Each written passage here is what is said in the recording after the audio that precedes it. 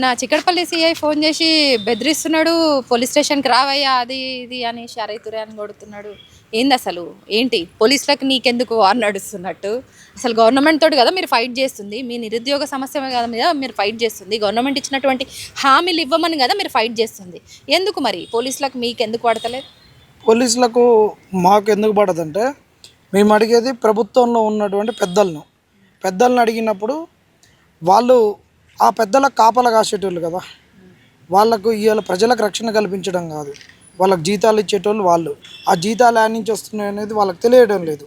అంటే ఆ జీతాలు ఇప్పుడు ఉన్నటువంటి ఎవరో రేవంత్ రెడ్డి చుట్టూ ఉన్న మంత్రివర్గం ఇస్తుంది అనుకుంటారు. వాళ్ళ మీద ఈగ వాలినా దోమ వాలినా ఈ పోలీసు వాళ్ళు ఆయింట్మెంట్లు రాసుకుంటారు, వీళ్ళ లాఠీలకు పని పెడతారు. వాళ్ళు మాకు ఇచ్చినటువంటి హామీలు ఏంటిదో మేము అడుగుతుంటే వీళ్ళకి భయాలై పోలీసులు మా మీదకి పంపిస్తున్నారు. పోలీసు వాళ్ళకి మాకేం లేదు పాపం. వాళ్ళని అడిగితే వాళ్ళు వీళ్ళని పంపిస్తారు. ఏం చేస్తాం? ఏ ప్రభుత్వం ఉందో వాళ్ళు పోలీసు వాళ్ళు. కానీ మేము ఏం చెప్తున్నాడో కొద్దిగా మీరు విచక్షణగా ఆలోచించండి, మీరు ఒక సభ్యతతోటి ఆలోచించండి, ఒక సంస్కారంతో ఆలోచించండి. ఒక రాజ్యాంగాన్ని చదువుకొని వచ్చినటువంటి వాళ్ళు ఈరోజు అధికారంలో ఉన్నోళ్ళు చెప్తే ఉరకాలన్నట్టు ఉరికితే తర్వాత ప్రజలు కూడా మిమ్మల్ని ఉరికిచ్చే రోజులు వస్తాయి అనేది కూడా మీరు గుర్తుపెట్టుకోవాలి. పోలీసు వాళ్ళు ఇప్పుడు అధికారంలోకి రాకముందు సీఎం రేవంత్ రెడ్డి పీసీసీగా ఉన్నారు. అప్పుడు 2 లక్షల ఉద్యోగాలు ఇస్తాము అనేసి మేనిఫెస్టోలో కూడా వాళ్ళు కాంగ్రెస్ మేనిఫెస్టోలో ఉన్నది. దాని తర్వాత ఇప్పటికి ఏ సభకు పోయినా మేము 60,000 ఉద్యోగాలను భర్తీ చేసినామని సీఎం అంటుండ్రు. ఇక మంత్రి శ్రీధర్ బాబు ఏమో 70,000 చేసినామంటారు. మరి సంవత్సరం కాలం నుంచి అసలు నోటిఫికేషన్లే లేకపోగా ఈ మధ్యలోనే 60 నుంచి 70కి ఎట్లా జంప్ అయినట్టు? అంటే 10,000 ఉద్యోగాలకు సంబంధించిన నోటిఫికేషన్స్ ఈ 6 నెలలే మన రిలీజ్ అయినాయా? ఇంకోటి ఇక మంత్రి వివేక్ కూడా మాట్లాడండి ఈ మధ్యకాలంలో ఈ 2 లక్షల ఉద్యోగాలు 5 సంవత్సరాల వరకు 2 విడతలుగా ఇచ్చేస్తాము అనేసి. సో బల్మూరి వెంకట్ అసలు 2 లక్షల ఉద్యోగాలు ఇస్తామని ఎవరు చెప్పిర్రు అని ఒక మాట. మానవతారాయ్ కూడా దీని మీదనే కాంట్రవర్సీగా మాట్లాడుతుంది. నిరుద్యోగులను రెచ్చగొట్టే విధంగా ఎందుకు అభూత కల్పనలు చేస్తున్నారు?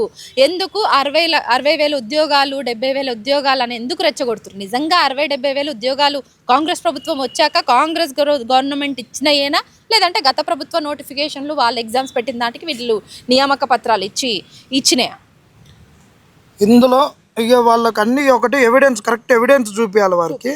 రేవంత్ రెడ్డి గారు నిన్న మాట్లాడిన మాటలు ఎంతంటే ఆయన ఎన్నికలప్పుడు మేనిఫెస్టో అంశంతో కాకుండా 2024లో ఏర్పాటు చేస్తుంది. ఆ కొత్త ప్రభుత్వంలో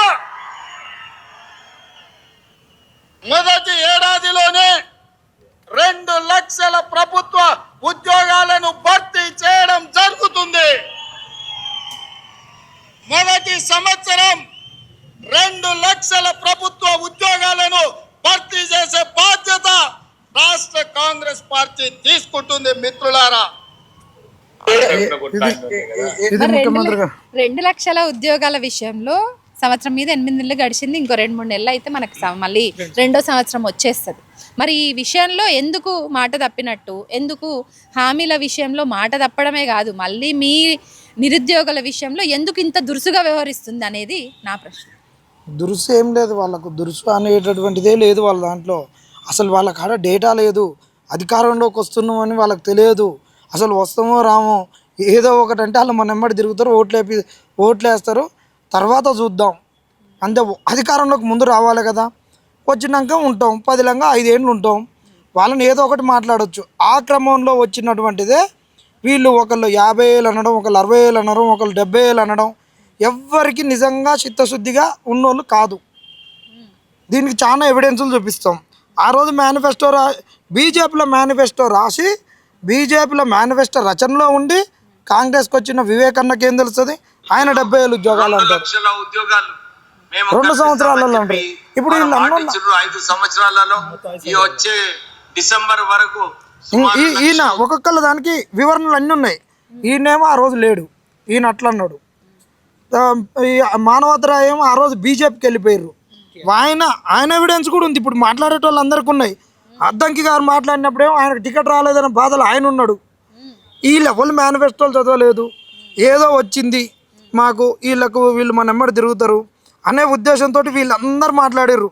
ఆ రోజు సీట్ రాలేదని బాధలో ఉన్నటువంటి బల్మూరి గారు బల్మూరి గారు కూడా అట్లనే అన్నాడు, మీరు 2 లక్షల ఉద్యోగాలు ఎక్కడ ఉన్నామని. నగర్కి రాహుల్ మేనిఫెస్టో గాంధీ చదువుకోకుండా ప్రచారంలో భాగంగా 1,00,000 ఉద్యోగ నోటిఫికేషన్స్ ఇస్తామని హామీ ఇచ్చున్నారు. ఇప్పటి వరకు ఎన్ని ఉద్యోగాలు ఇచ్చి ప్రతి సంవత్సరం 1,00,000 నోటిఫికేషన్స్ 2 లక్షల ఉద్యోగాలు మీరు మర్చిపోయినట్టు 2 లక్షల ఉద్యోగాలు మీరు మర్చిపోయినట్టు 2 లక్షలు 2 లక్షలు 2 లక్షల ఉద్యోగాలని మీరు ఏదైతే మేనిఫెస్టో పెట్టారో అది ఒక సంవత్సరం లోపు అన్నారు, లేకపోతే 5 సంవత్సరాల మొత్తం ప్రభుత్వం ఉన్నంత వరకు అన్నారా? అసలు క్లారిటీ చెప్పండి, ఎందుకంటే ఇప్పుడు దాని గురించి బాగా రచన నడుస్తుంది. నేను ఎక్కడ కూడా మీరు ఎక్కడ కూడా ఏడ కూడా 2 లక్షలు ఇస్తామో ఇది ఇస్తామో అది ఇస్తామో అని చెప్పి చెప్పలేదు. 2 లక్షల ఉద్యోగాలు అయితే ఇప్పుడు ఈయన చెప్పింది క్లారిటీ లేని నాయకుల మాటల్ని సీఎంతో సహా మంత్రులు, ఎమ్మెల్యేలు, ఎమ్మెల్సీలు వీళ్ళందరూ కూడా క్లారిటీ లేకుండానే మాట్లాడుతున్నారు. మేనిఫెస్టో చూసిరా చూడలేదా తెలియకుండానే మాట్లాడుతున్నట్టయితే కనిపిస్తుంది.